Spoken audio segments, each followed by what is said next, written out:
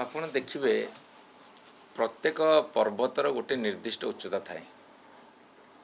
BJP କାହିଁକି ଭାବୁଛି ଯେ ତାର ଦିନେ ଡାଉନଫଲ୍ ଆସିବନି ବୋଲି? ବିଜେପି କାହିଁକି ସେଇ ଗୋଟେ ସ୍ୱପ୍ନ ରାଜ୍ୟରେ ଅଛି? ମୁଁ ପଚାରିବାକୁ ଚାହୁଁଛି ଭାରତୀୟ ଜନତା ପାର୍ଟିକୁ ଏବଂ କେନ୍ଦ୍ର ସରକାରଙ୍କୁ, ସେମାନେ କ'ଣ ନିଜେ ଗୋଟେ ଜାତୀୟ ଦଳ ହିସାବରେ ଇଲେକ୍ସନ୍ ଲଢ଼ୁଛନ୍ତି? ତାଙ୍କ ପାଖରେ ସମସ୍ତ କେନ୍ଦ୍ରୀୟ ସଂସ୍ଥାମାନେ ସହଯୋଗୀ ଭାବରେ କାମ କରୁଛନ୍ତି। ଯେମିତି ବିଭିନ୍ନ ଜାଗାରେ ବିଭିନ୍ନ ଦଳ, ଜାତୀୟ ଦଳ, ଆଞ୍ଚଳିକ ଦଳମାନଙ୍କ ସାଥିରେ କିଛି କିଛି ଜାଗାରେ ଗଠବନ୍ଧନ କରନ୍ତି, ସେମିତି ଭାରତୀୟ ଜନତା ପାର୍ଟି ଯେତେ ସବୁ କେନ୍ଦ୍ରୀୟ ସଂସ୍ଥା ଅଛି, କେନ୍ଦ୍ରୀୟ ସଂସ୍ଥା କହିଲେ ଆପଣମାନେ ସମସ୍ତେ ଜାଣିଛନ୍ତି, ଇଲେକ୍ସନ୍ କମିଶନ୍ ହୁଅନ୍ତୁ, କେନ୍ଦ୍ରର ସବୁ ଏଜେନ୍ସି ମାନେ ହୁଅନ୍ତୁ, ସେମାନେ ସବୁ ତାଙ୍କ ସାଥିରେ ଆଲିଆନ୍ସ କରିଛନ୍ତି। ତେଣୁ ଗୋଟେ ଆଲାଇଡ୍ ପାର୍ଟିମାନେ ନିର୍ବାଚନ ଲଢ଼ୁଛନ୍ତି ଏବଂ କେନ୍ଦ୍ର ସରକାରଙ୍କ ପାଖରେ ଏସବୁ ସଂସ୍ଥାମାନେ ଅଛନ୍ତି।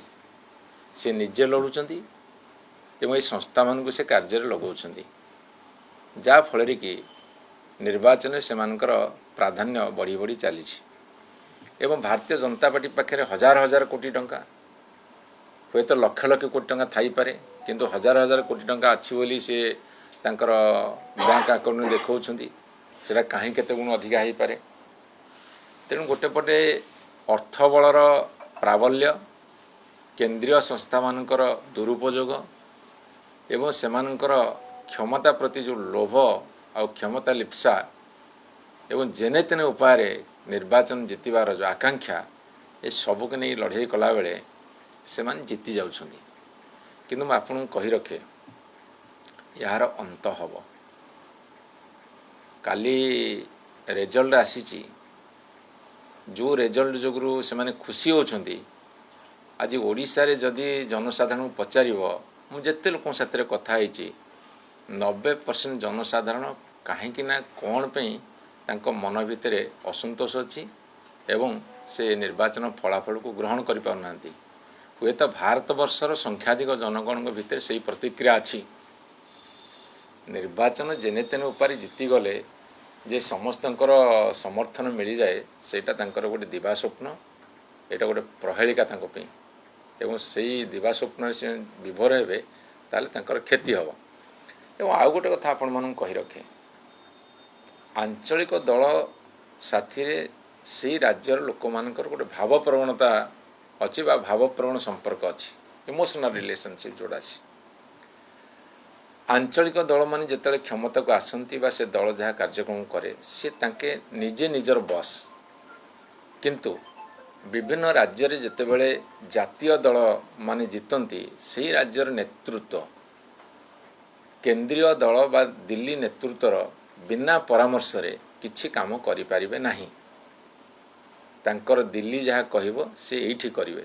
ସେ ନିଜର ପ୍ରଭୁତ୍ୱ ନାହିଁ, କର୍ତ୍ତୃତ୍ୱ ନାହିଁ, କି ନିଜ ଉପରେ ନିଜେ ଯେ ବସ୍ ସେ କଥା ସେ କହିପାରିବେ ନାହିଁ। କାହିଁକିନା ତାଙ୍କର ନେତା କିଏ ହେବ, ମୁଖ୍ୟମନ୍ତ୍ରୀ କିଏ ହେବ, ସେଇଟା ଦିଲ୍ଲୀ ନିଷ୍ପତ୍ତି କରୁଛି ଏବଂ ସେମାନେ ସ୍ୱୀକାର କରିଛନ୍ତି ଆମର ଦିଲ୍ଲୀ ଯାହା ନିଷ୍ପତ୍ତି করে ଆମେ ତାହା କରୁ। ଆଉ ଗୋଟେ କଥା ମୁଁ ଆପଣମାନଙ୍କୁ କହି ରଖେ, ପ୍ରତ୍ୟେକ ରାଜ୍ୟର ନିଜସ୍ୱ ବଜେଟ୍ ଅଛି। ନିଜ ବଜେଟ୍ ଅନୁସାରେ ସେମାନେ ଖର୍ଚ୍ଚ କରନ୍ତି। କେନ୍ଦ୍ର ସରକାର ଯେଉଁ ରାଜ୍ୟକୁ ଯେତିକି ଅନୁଦାନ ଦେବା କଥା ଦେବ, ସେ ଚାହିଁଲେ ବି ଅଧିକା ଦେଇପାରିବ ନାହିଁ। କାରଣ କେନ୍ଦ୍ର ବଜେଟ୍ ହେଉ କି ରାଜ୍ୟ ବଜେଟ୍ ହେଉ ଇଲାଷ୍ଟିକ୍ ନୁହଁ। ଯେତିକି ରାଜସ୍ୱ ଆସିବ ତାକୁ ସେ ବଣ୍ଟନ କରିବେ କେନ୍ଦ୍ର ସରକାର, ଏବଂ ରାଜ୍ୟମାନେ ଯେତିକି ରାଜସ୍ୱ ଆସିବ ଏବଂ କେନ୍ଦ୍ର ଅନୁଦାନ ଯେତିକି ଆସିବ ସେତିକିରେ ସେ ଖର୍ଚ୍ଚ କରିବେ। ମୁଁ ପଚାରିବାକୁ ଚାହେଁ, ସେ ଯେଉଁ ରାଜ୍ୟକୁ ଯାଉଛନ୍ତି ଭାରତୀୟ ଜନତା ପାର୍ଟି, ସେଇ ରାଜ୍ୟରେ କହୁଛନ୍ତି ଆମେ ଏଇ ରାଜ୍ୟକୁ ନମ୍ବର 1 କରିବୁ। ଓଡ଼ିଶା ଆସିଥିଲେ କହିକି ଯାଇଥିଲେ ନମ୍ବର 1 କରିବୁ। ଏବେ ପଶ୍ଚିମବଙ୍ଗ ଗଲେ କହିଲେ ନମ୍ବର 1 କରିବୁ। ଆଗରୁ ତ ଗୁଜୁରାଟକୁ ନମ୍ବର 1 କରିଛନ୍ତି, ଉତ୍ତରପ୍ରଦେଶକୁ ନମ୍ବର 1 କରିଛନ୍ତି, ବିହାରକୁ ତ ନମ୍ବର 1 କରିଛନ୍ତି, ହରିୟାଣାଠୁ ଆରମ୍ଭ କରିକି ଆପଣଙ୍କର ଆସାମ ପର୍ଯ୍ୟନ୍ତ ସବୁ ରାଜ୍ୟକୁ ସେ ନମ୍ବର 1 କରିକି ଥୋଇ ଦେଇଛନ୍ତି। ତାଙ୍କର ନମ୍ବର 1ଟା କିଏ, ସେଇଟା ଟିକେ ହିସାବ ଦେବେ କି? ଏବଂ ଗୋଟିଏ ଟଙ୍କା କେଉଁ ରାଜ୍ୟକୁ ଅଧିକା ଦେଇପାରିବାର କ୍ଷମତା ରଖିଛନ୍ତି କି? କିନ୍ତୁ ଦୁଃଖ ଆଉ ପରିତାପର କଥା, ମୁଁ ଯେଉଁ କଥା ବାରମ୍ବାର କହିଛି, ଭାରତବର୍ଷ ଆଜି ପର୍ଯ୍ୟନ୍ତ ଗୋଟେ ସେତେଟା ପ୍ରଶିକ୍ଷିତ ଦେଶ ହୋଇପାରିଲା ନାହିଁ। ଯାହାଫଳରେ କି ନିର୍ବାଚନରେ ଅନେକ ଗୁଡ଼ିଏ ଲୋଭ ସୃଷ୍ଟି କରିବା ପ୍ରତିଶ୍ରୁତି ଗୁଡ଼ାକ ଲୋକମାନଙ୍କୁ ଅନେକ ସମୟରେ ବିଭ୍ରାନ୍ତି କରୁଛି।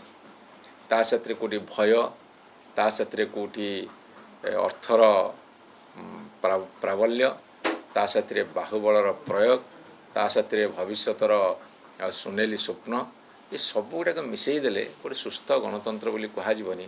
ମୁଁ ଆଜି ଆପଣଙ୍କୁ ଏଠି ପ୍ରେଡ଼ିକ୍ଟ କରୁଛି, ପ୍ରେଡ଼ିକ୍ଟ ନୁହଁ, ଆପଣଙ୍କୁ ଆଜି ଏଠି ଗୋଟେ ମୁଁ ଭବିଷ୍ୟତର ଯାହା ଘଟିବ ସେ କଥା କହୁଛି। ଦେଶ ଯେଉଁ ଅବସ୍ଥାରେ ଅଛି, ବିପ୍ଳବ ସୁନିଶ୍ଚିତ। 80 ବର୍ଷର ସ୍ୱାଧୀନତା ପରେ ଏ ଯେତେବେଳେ 2047ର ବିକଶିତ ଦେଶ କହୁଛନ୍ତି, ଆପଣ ଦେଖିବେ କୌଣସି କ୍ଷେତ୍ରରେ କେନ୍ଦ୍ରୀୟ ସରକାରୀ କର୍ମଚାରୀ ହୁଅନ୍ତୁ, ଆର୍ମିରେ ଯେଉଁମାନେ ଅଛନ୍ତି ଆପଣ ଦେଖିବେ ସେମାନଙ୍କର ହ୍ୱାଟ୍ସଅପ୍, ସେମାନଙ୍କର କଥାବାର୍ତ୍ତା ବର୍ତ୍ତମାନ, ଯେତେ ରାଜ୍ୟର ସରକାରୀ କର୍ମଚାରୀ ହୁଅନ୍ତୁ, ବୁଦ୍ଧିଜୀବୀ ହୁଅନ୍ତୁ, ଆପଣଙ୍କର ଯୁବ ସମାଜ ହୁଅନ୍ତୁ, ମହିଳାମାନେ ହୁଅନ୍ତୁ, ଏବଂ ଯେଉଁ ଜେନ୍-ଜି ପିଲାମାନେ ଆସୁଛନ୍ତି ସେମାନଙ୍କ କଥା ହେଉ, ସମସ୍ତଙ୍କ ଭିତରେ ଅସନ୍ତୋଷ ଦାନା ବାନ୍ଧୁଛି। କିନ୍ତୁ ଯେହେତୁ ସାରା ଭାରତ ବର୍ଷରେ କନସୋଲିଡେସନ୍ ହୋଇପାରୁନାହିଁ, ଆଞ୍ଚଳିକ ଦଳମାନେ ନିଜ ରାଜ୍ୟରେ ସୀମିତ ଅଛନ୍ତି, ଗୋଟେ ବୃହତ୍ତର କ୍ଷେତ୍ର ପ୍ରସ୍ତୁତ ହୋଇପାରୁନି ବୋଲି ବିପ୍ଳବ ହେଉନାହିଁ। କିନ୍ତୁ ମୋତେ ଲାଗୁଛି ହାରିବାଟା ଆଞ୍ଚଳିକ ଦଳମାନେ ଭବିଷ୍ୟତରେ ଏକ ବିରାଟ ବିପ୍ଳବର ସୂଚନା ଦେଉଛି। ସେ ବିପ୍ଳବ ହେବ, ଜରୁର ହେବ, ତାକୁ କେହି ରଖିପାରିବେନି।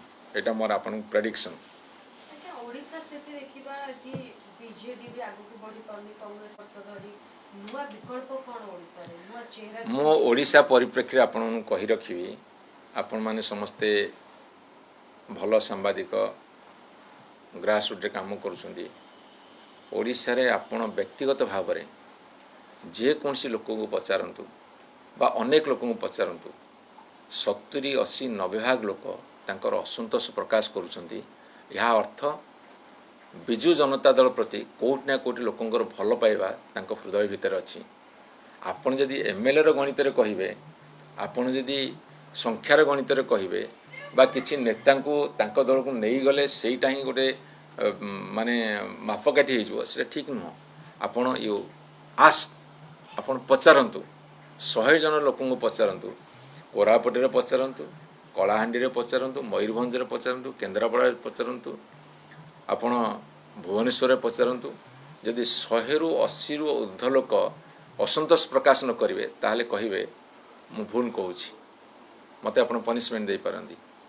ତେଣୁ ଲୋକଙ୍କର ଅସନ୍ତୋଷଟା ଯେତେବେଳେ ଭାରତୀୟ ଜନତା ପାର୍ଟି ସରକାର ଉପରେ ବଢ଼ୁଛି, ସେତେବେଳେ ତାଙ୍କ ବିରୁଦ୍ଧରେ ଯେଉଁ ଦଳ ଥିବ ସେ ଅଟୋମେଟିକ୍ ଶକ୍ତିଶାଳୀ ହେବ।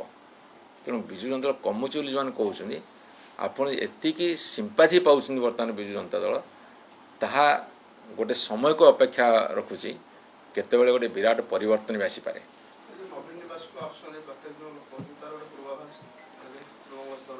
ଶୁଣନ୍ତୁ, ମୁଁ ଆପଣଙ୍କୁ ଛୋଟିଆ କଥା କହୁଛି, ଆପଣ ଏଇଟା ମାର୍କ କରିବେ।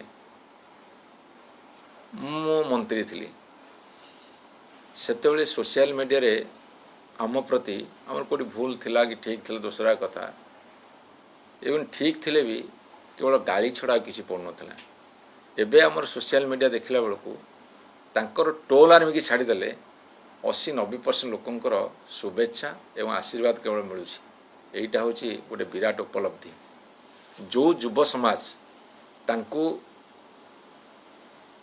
ତାଙ୍କ ପାଇଁ ସୋସିଆଲ ମିଡ଼ିଆରେ ସ୍ୱତଃପ୍ରବୃତ୍ତ ଖେଳୁଥିଲେ, ଆଜି ସେହି ଯୁବ ସମାଜ 60-70 ଭାଗ ସ୍ୱତଃପ୍ରବୃତ୍ତ ଭାବରେ ତାଙ୍କ ବିରୁଦ୍ଧରେ କହୁଛନ୍ତି। ଏଇଟା ହେଉଛି ଗୋଟେ ବଡ଼ ଉଦାହରଣ, ଗୋଟେ ବଡ଼ ମାପକାଠି। ଆପଣ ଦେଖନ୍ତୁ।